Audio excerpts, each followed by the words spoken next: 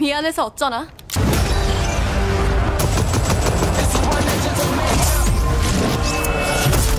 Tell Death I said hello.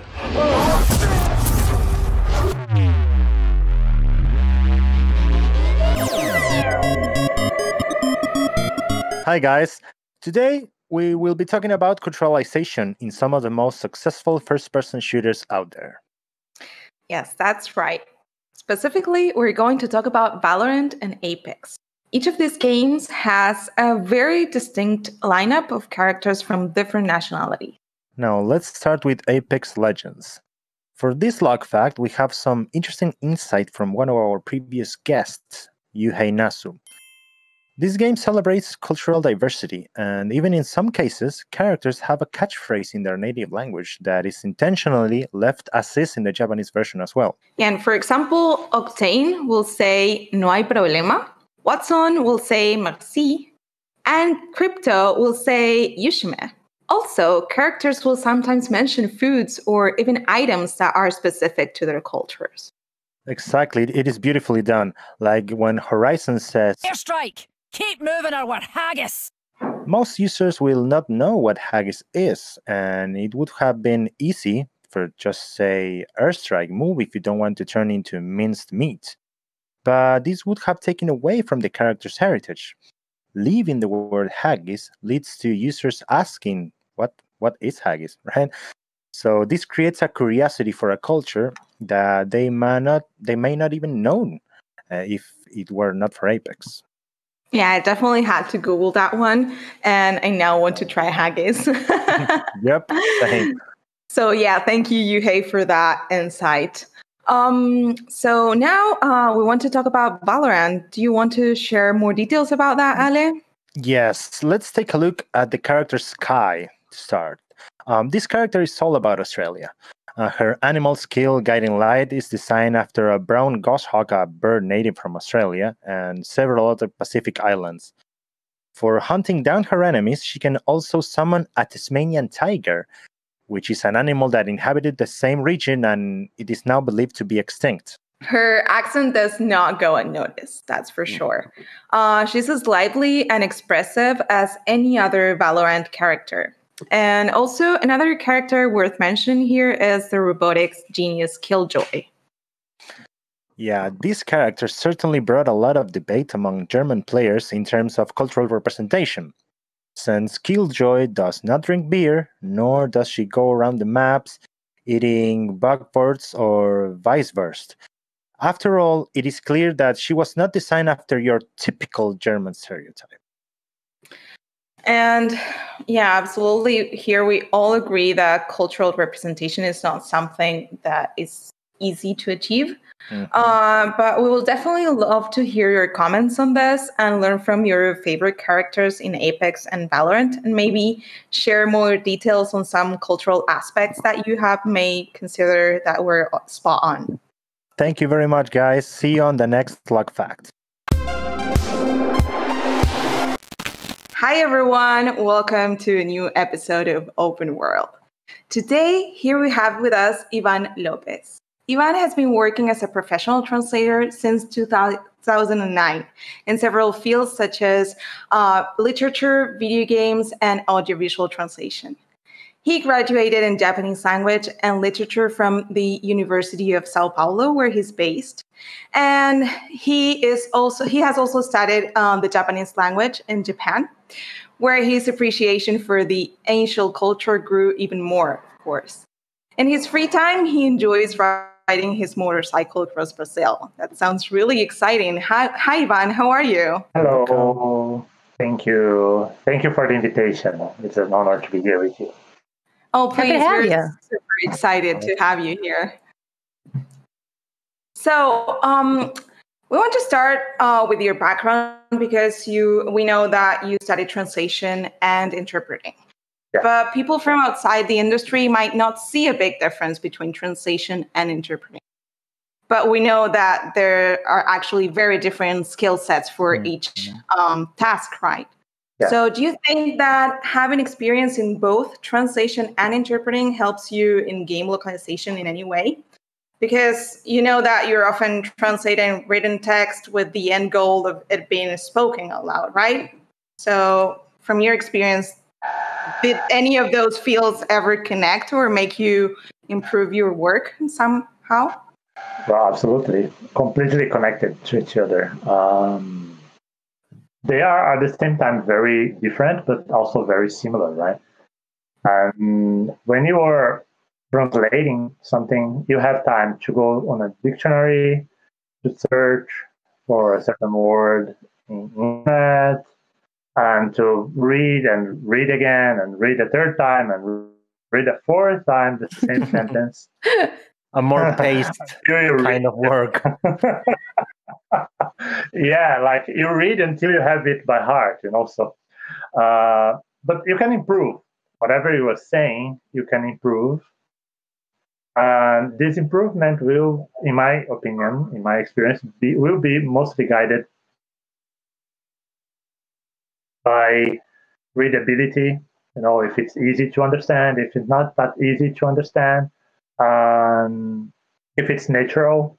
If people, in my case, if people from Brazil will read that sentence and relate to that, they will feel like someone is actually talking to them, because that's pretty much what video games are, right? You have either a machine talking to you, teaching you how to play the game, or characters behaving like in a movie. So it must sound natural in any circumstance. While interpreting, it's the same as translation, but you don't have the time to do anything. You're gonna hear and you're gonna speak, and It's like go every single time, right? Your first try has to be the best one the very first time, and you don't have a second one. Well, sometimes, because there are mainly two types of interpreting, right? You can be a consecutive interpreter or a simultaneous interpreter. When you are simultaneous one, like the people on the Oscar, they are talking and you are talking at the same time. This is harder, way harder. But when you are working consecutive, you still can talk to the person who's talking, who's speaking, and ask something or add something. I remember this time, I forgot. It was a course, right? It was a technical school, and I was interpreting this course, and I completely forgot how to say sandpaper. And he spoke that in Japanese. What did you do? That's the thing, he spoke that in Japanese. I understood what he was saying, what he wanted, but it didn't came to my mind, and I was like, "Oh, come on! I know what this is," and then you become human. You make mimic. Yeah. You talk to people like, "Hey, that thing you used to talk around like it." Yeah, and there's this anecdote my interpreting teacher told us once. He was a great interpreter, and he said, "Well, there was this time I was in a conference, and the person who was speaking made a joke, like Americans usually do, right? At the beginning of the speaking, they make a joke, and it was a very American joke. And he told us, well, you have two choices. Either you always have one joke ready to tell them, more than one, because the joke can be longer or shorter. So, you have a set of jokes. Or you do what he did, Hans, which was at the end of the joke, he just told the audience, well, he just made a joke. It's very hard to translate. Please laugh. So he will feel well. Love that option. Yes. I took that by heart, and that's what I do. That solved the thing. So when translating, I think that's a great way to build rapport with audience and for them to be empathetic of the work of an interpreter, because it's really hard, especially when it comes to jokes, right? Yeah. Exactly. And well, it turned out very nicely in this course, because there was a lot of very specific materials, right, for that. And after that first one, sandpaper, I got, I felt free to start doing that whenever I didn't know what something was.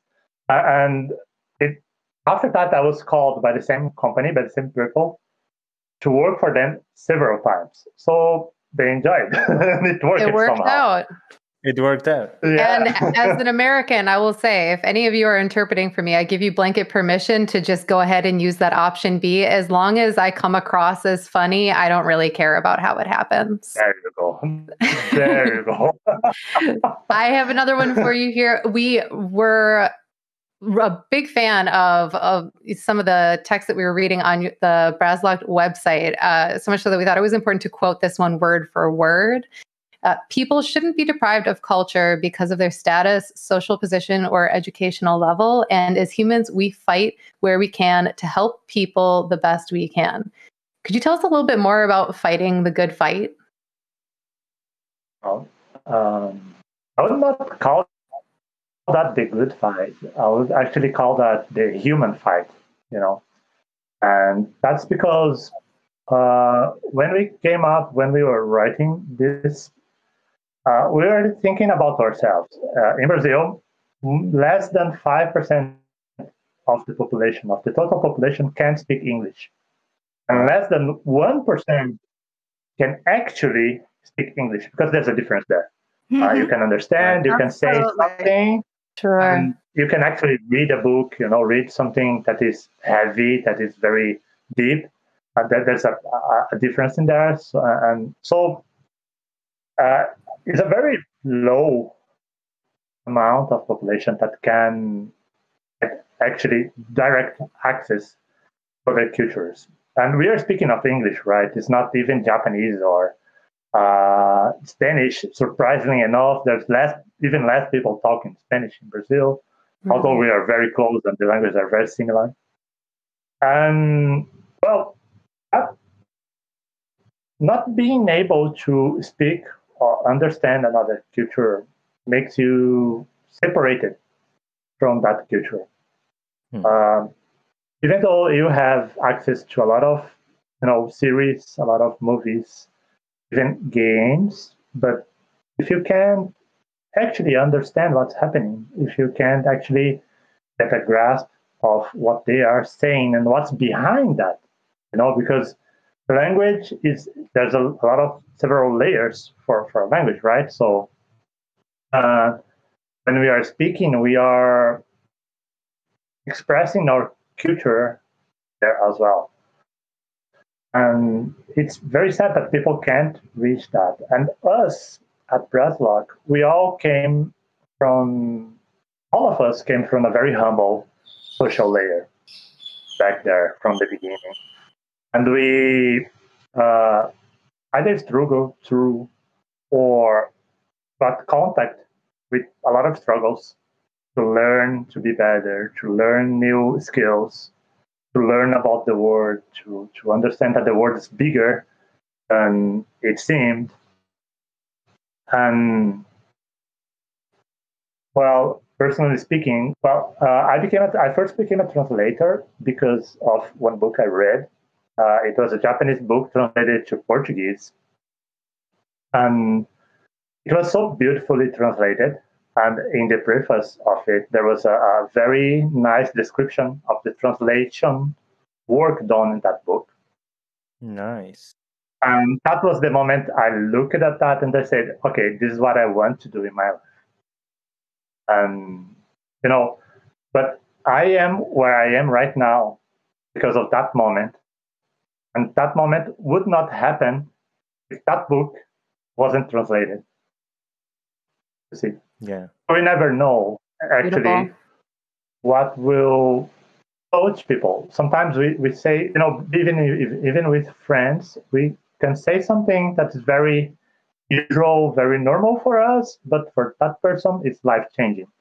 I bet everyone here has a moment like that when someone came to you and said, hey, what you told me this day was life-changing. And it's amazing. So what we are trying to achieve at BrazLocT is to bring this experience the best way we can to people in Brazil. So we are, of course, we are a very small studio, and we are starting right now. But this is our main goal, to bring great story to people, so people can enjoy them, learn with them, and maybe, who knows, be saved by them. Nice, nice. Well, for those of you who don't know, Ivan here and his studio has worked on the localization of Disco Elysium. That we have the director's cut now on Steam. I saw earlier this week. But I love what you just said about saving someone or getting to them, right? But what can you tell us about your experience translating this game that has won so many awards? And also, how did it feel from your side, right? From your perspective of localizing it when the game started to gain all the recognition that it has today? Well, Disco Elysium is a very unique game. I think everyone will agree with that. It's so deep in so many senses. Well, when I started working with it, I had already played the game as a gamer. I love RPGs, and Disco Elysium promised to be like the experience, the tabletop experience. So yes, I was very, very curious, because something that was very frustrating for me from the beginning, from the first time I played Chrono Trigger, back there in the Super NES, Nice. I was like, well, okay, this is nice, but this isn't RPG, because I was used to D&D and to Vampire, to go together with my friends and throw the dice and, be free to do anything. Then I remember it was by chance I saw an ad. It was a rather long video talking about Disco Elysium when it was first launched, because it was translated after, right? It was launched in 2019 and it was translated in 2020. Right. So I got that game, and that was like my mind was blown, because that was a tabletop experience, a genuine tabletop experience right there. So I was very happy with the game. I played it. And then at the middle of 2020, I was called to translate it, to help translate it. It became very quickly one of those, this is a dream gig. It became very, very, very quick a dream gig. But I didn't think it would happen, actually, because it's too big. Disco Elysium is like the Lord of the Rings, all 3 books of Lord of the Rings, plus the Hobbit times 2. So it's wow, that's wow, a lot of content, a lot of backstory, that's a lot of words, a lot of worlds, also because words and worlds, words and worlds, words and worlds. But I like saying like this, because when you say, well, it's more than 1 million words, you say, wow, that's a lot. But still, no, it's a number. But when you say it's Lord of the Rings plus the Hobbit times 2, you get the idea. You get you get the whole spectrum of it. Exactly. And well, it was a huge task. Talking about the operative side of the thing, it was a huge task, because I don't know if you played the game, but when you're playing, since it's a tabletop RPG, right? Whatever NPC you meet, you have like 4 to 6 different options of answering them, and this can go anywhere. Like he says to a lady on a wheelchair if he can ride with her to fight crime, like Batman or robbing. So yeah, it's like this. You have a lot of different options, and whatever you choose will affect not only your relations with the NPC, but also the relation between the NPC and other NPCs. Right. So when you are working with something like that, consistency is a huge concern. It's very hard. The to keep importance consistent. of those processes to be consistent all throughout the game, such a big game. Yes. And how do you handle that? I mean, I probably don't want to break any NDAs, but there are probably there's a style guide. Is there a huge term base that you can access to? Because how do you keep consistency in such a huge project? Well, the studio zone was very helpful. They gave us a ton of reference materials, and that from the beginning was very helpful because the word in Disco Elysium is a word very similar to words, but still slightly different enough to make you think like, wait a second, there's something strange going on here, but still very similar, so you don't. But still very similar, so you don't think you are in another world. So it feels like you are here. It's not Earth. It's there are no continents. It's another world, but it's very similar, and it's very political. It discusses feminists. It discusses politics in a huge spectrum. It discusses alcoholism. It discusses drugs addiction. It discusses a lot of very deep, very serious depression. It discusses a lot of very deep, very serious things. And having reference material for that was crucial for the work. And then, as a team, BrazLocT was born during this collision process because we created a bond. Because you see, even if you go there was no term base because the game wasn't translated, right? So we created the whole glossary. We created pretty much everything. We get to create new words because they did that in the original one. And we had to come to understand the game like 3-4 layers below the surface, right? So we can come with the translation. And in some parts of the game, we were given a lot of freedom to create as well, as long as as not changing the game, right? Nice. So when coming up with terms and names, character names, we got a lot of freedom. But we wanted to transmit, as I said, since our purpose, our goal is to deliver the cultural material, the culture. The people here in Brazil, we must be very loyal to the source. We are not like we are completely against, putting a lot of slangs in the game when not necessary, or cursing words when not necessary. Of course, there's a lot of them, both of them, but we were not like forcing that. Sometimes we see in some games that people force this to make people laugh or to gain, younger audiences by, well, let's put on a meme right here. Let's insert this something, because it's so cool, it's so nice, and we have some arguments in our team. Hey, what do you think about we put this one right here? And then the answer was always, okay, let's check the game. No, the game doesn't bring this funny stuff right here. We won't use it. Oh, but it's funny. No, we won't use it.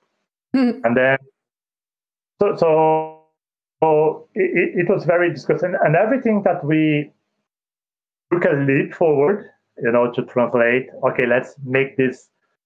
Let's adapt this so people will understand it better. So people will get the meaning, the real meaning of that. We were always in close contact with the studio and asking them, hey, can we do this? Is it okay if we do this? It's what the game wanted to say. And we would only proceed if they said, yes, go ahead.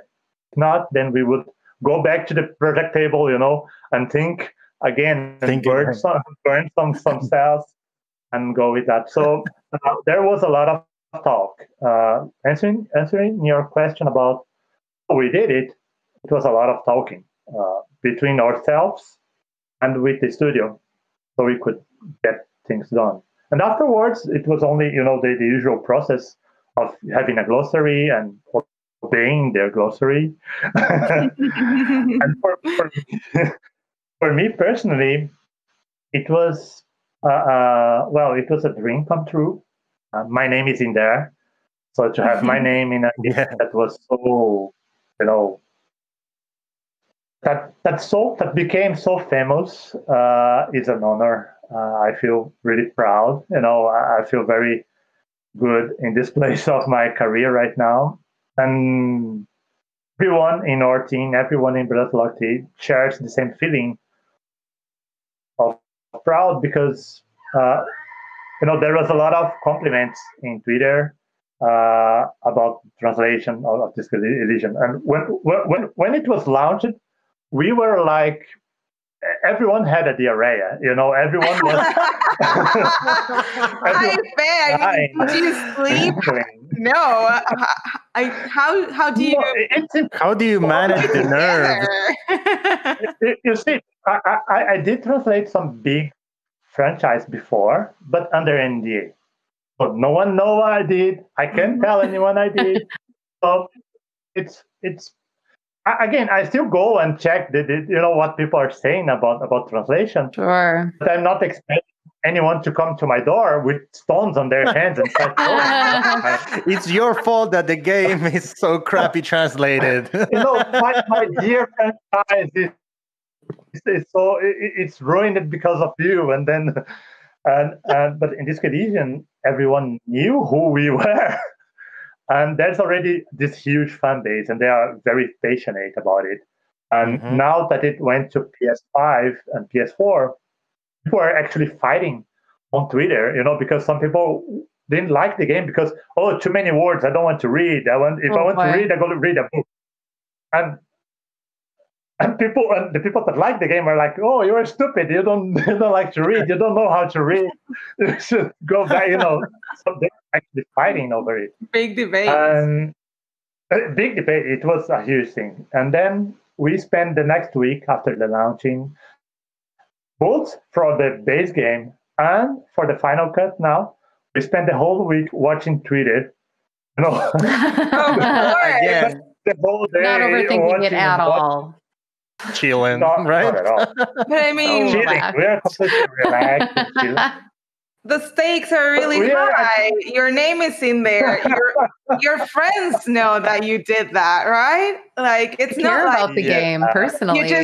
Because if you sign an NDA, all you can tell is your mom, like, hey, I did this amazing thing that you don't care about, but it is. Yeah. Exactly. And then, we were actually, especially on the first game, on the first game of the base game, because it was a year-long project. A lot happened during 1 year, right? So there was a lot of problems, and we were waiting for people to notice those problems in the translation and come back to us because of that. But no one came. And we also, in our Twitter, we put a form for people to fill out whenever they saw a bug or a problem in the translation, so we would know about it and correct it. And that's smart. Well, people are still being very, very helpful. I keep receiving, feedback from people. There's this person who keeps. He told me, "Okay, I'm not playing this game as a gamer. I'm playing like a reviewer." Because he works with text. That's the best thing that can ever happen, right? Like exactly. And pretty much every day he comes, hey, this part right here, there's this thing you may want to look upon. And of course, sometimes he's right. Most of the times he's right. Sometimes it was intentional because the word of this collision is a little bit weird. There are things that people look at, oh, this is wrong, but no, it's right. It's actually, if you choose one certain... Promise. No, it's right. I checked. Trust me, it's right. Yeah, no. There's this one line. We received a lot of feedback on this one line because the character says something completely strange. As you told me, I can curse. I'm going to curse here, but quoting the character. He says something like, "Can I have a fuck with you?" Okay. Okay. It's very Interesting. right. That's an interesting personal. proposal. Interesting question. He comes to Can I? He actually comes to a lady and tells him, and you can have, and she says something, and then you have the answer, right? And depending on your answer, you can go straight and forget that ever happened and just go on with your life.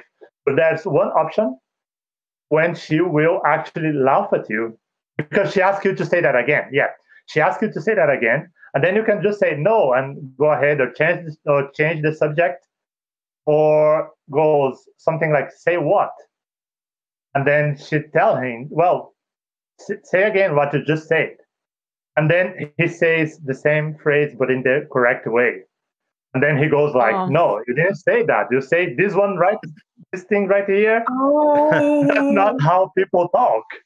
That's But the thing is, interesting. if you watch only the strange line over there, you think it was a mistake. Yeah, so Well, context is everything. Exactly. And in the game, you only know that was really meant to be that way if you choose this one option. Have faith in your translators. they know what I they're know, doing. right? Sometimes But that they know fan what's up. base, but sometimes, yeah, but also like having passionate fans Sometimes. that know Yeah. the story as much as you do and can help you improve it. That's amazing. That's priceless. It is. And it's also been great to be in close contact with people that are actually consuming for translation, right? Mhm. So we can know what they want, what they think, what they feel like. One of the best thing I ever heard was, "Thanks to you guys, I could play this game." Oh. But really hard work. Yeah, that's why you do it. Yeah. Exactly. Ivan, now that we're getting more and more into gaming and games, and I know that you gave us a couple of hints here and there of what your favorite genre is, but I wanted to know what you're playing. Are you playing any games, or are you just focused on work? Because I know that can happen also. That can happen. That now it's funny because I can be with a controller in my hands and tell my brother, "Hey, I'm working." Yeah, right. But yeah, I'm playing something. I don't judge me here because I never learned how to Never. say this game name correctly. But I'm playing Nier Automata. Uh-huh. Mhm. Automata. Nier Automata. Near. I think it's near, like I think it's Nier. NIER, right? Automata, yeah. Yeah, NIER Automata. Square But Enix I'm playing game. Nier Automata. Yeah, great game, but very difficult, very hard. Oh, is it? Yeah, well, it's an RPG. But the thing about Nier, which got me really surprised, was that the very first section, let's say like that, the introduction of the game, the prologue of the game, you have to play it whole. You don't have any save point. The game doesn't Boy. save automatically. You have to play like 1 hour without dying. A very difficult game. Fighting one boss and then you can save. You must fight one boss and then you can save, and it's not an easy boss as well. So this came as a surprise. I don't know why Square Enix did that. In 2020. Anyway,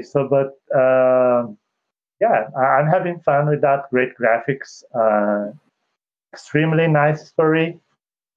And in a more relaxed vibe, I'm playing also Hollow Knight, which is... Is it really relaxed to play Hollow Knight? It's like it is for me. Yeah, Sanctuary. It's a very hard game too, man. Listening to my husband play it, I'm going to say it's not super relaxing. Oh no, it's not.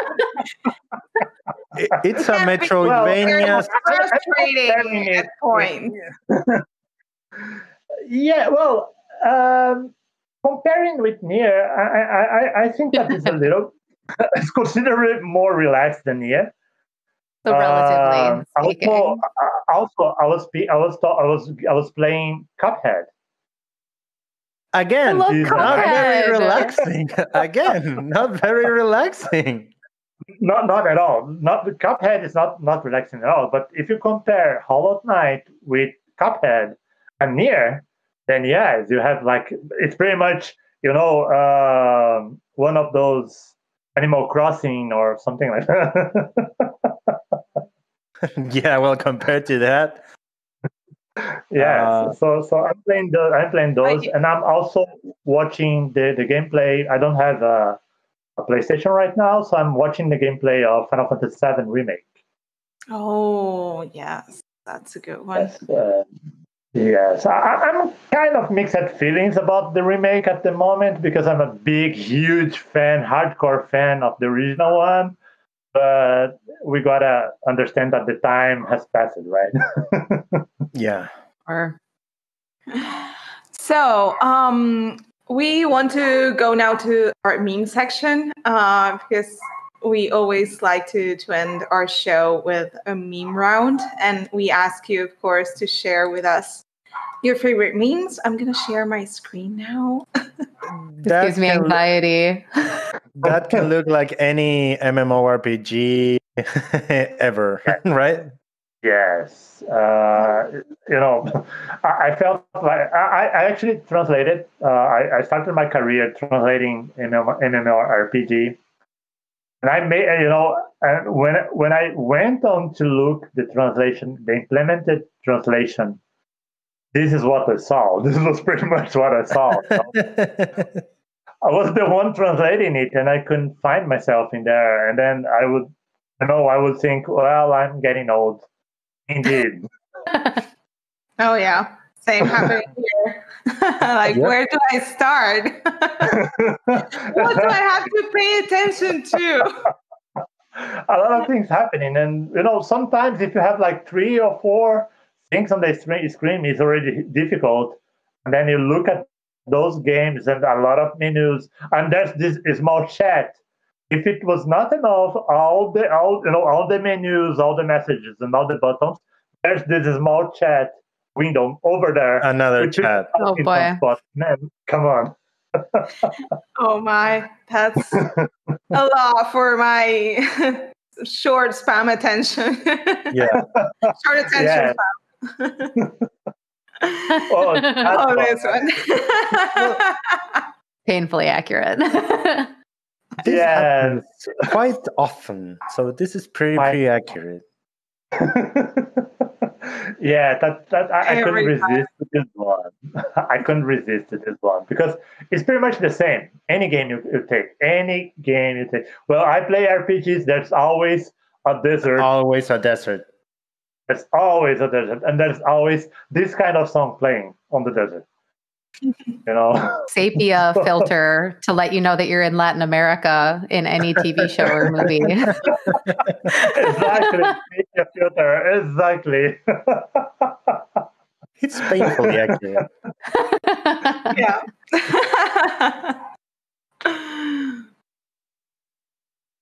Oh. I believe we all have this type of moment.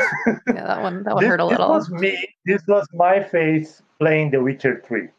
This was me playing The Witcher 3. Don't spoil it for me because I'm currently playing it right now. I